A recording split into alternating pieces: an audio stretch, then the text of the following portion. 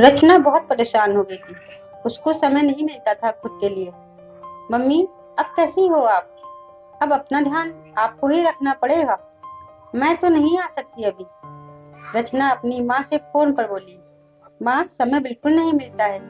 क्या करूँ? मेरा भी दिल करता है आने का। हाँ रचना, तुम मेरी चिंता ना करो। तुम वहाँ सबका ध्यान रखना। यहाँ की चिंता मत करना।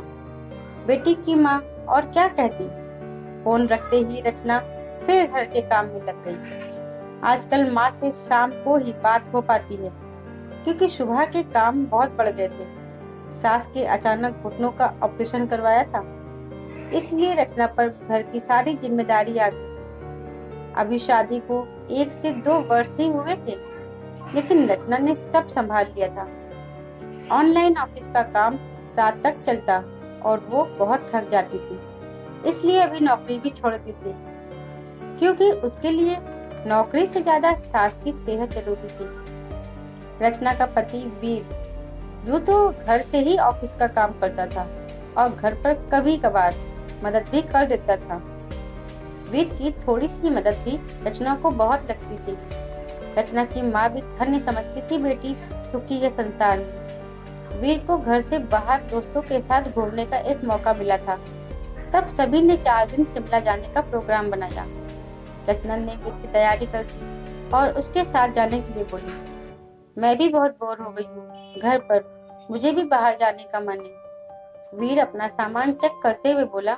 हाँ, माँ की तबीयत ठीक हो जाए फिर 1-2 दिन बाहर चलेंगे। और वीर चला गया।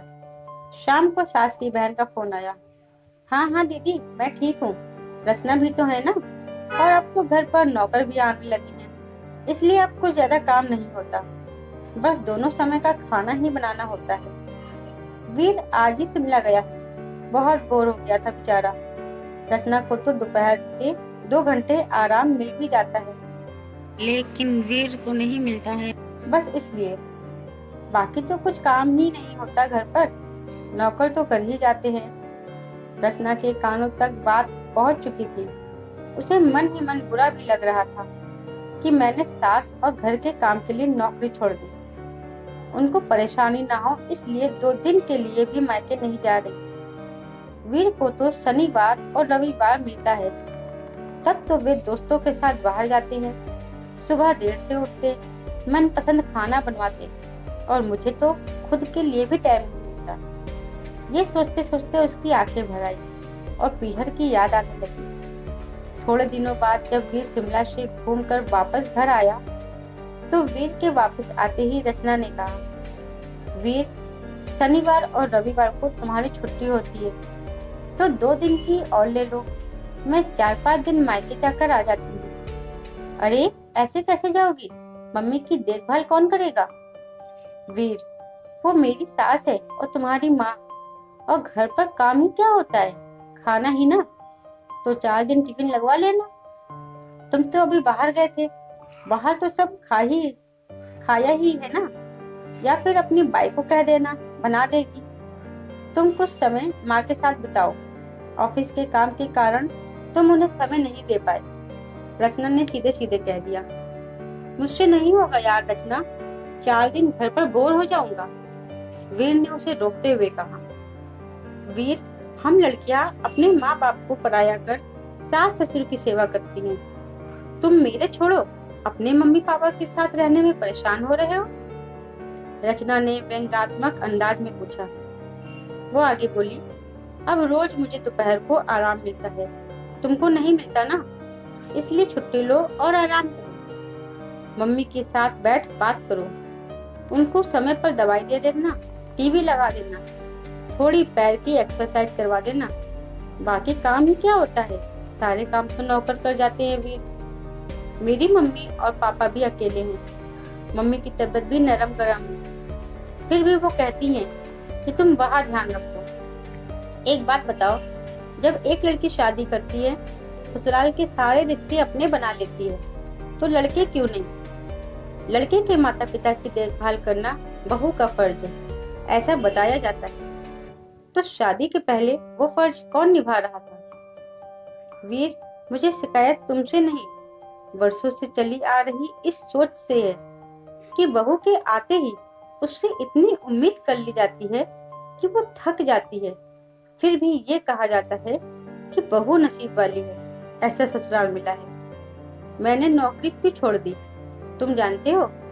मैं मायके नहीं जाती तुम जानते हो, लेकिन ये घर तो तुम्हारा है, माँ बाप तुम्हारे हैं, फिर सब कुछ मेरी जिम्मेदारी कैसे? 2 समय का खाना क्या बेटा नहीं बना सकता?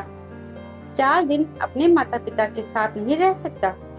बल्कि शिमला जाने की जरूरत तो मुझे थी। खैर, इतना सब इसलिए बोल रही हूँ कि अब तो सोचना होगा कि शादी के बाद लड़के के माता पिता का ध्यान रखना बहू की जिम्मेदारी है, तो लड़की के माता पिता की जिम्मेदारी किसकी? और यदि सब खुद के काम करने में समर्थ हैं, तो बहू की जिम्मेदारी के बोझ तले क्यों दबाया जाए? ऐसा कहते ही फुट फुट कर रोने लगी। पिछले कई महीनों का दर्द आज आंसू और क्रोध बनकर बाहर निकला। आज से पहले वीर ने कभी भी रचना को इस हाल में नहीं देखा था। उसको एहसास हो गया, जरूर माँ ने कुछ कहा है। वीर ने रचना को गले लगाया और बोला, हाँ गलती तो हुई है बहुत, लेकिन अब तुम देखना बदलाव तो होगा। तुम सामान तैयार करो, कुछ दिन मम्मी के घर जाओ, मैं यहाँ मैनेज करूंगा। हम लड़के कभी तुम लड़कियों की जगह रहकर सोचते ही नहीं। वीर, अच्छा लगा कि तुमने मुझे समझा। काश ये बात सब समझ जाएं।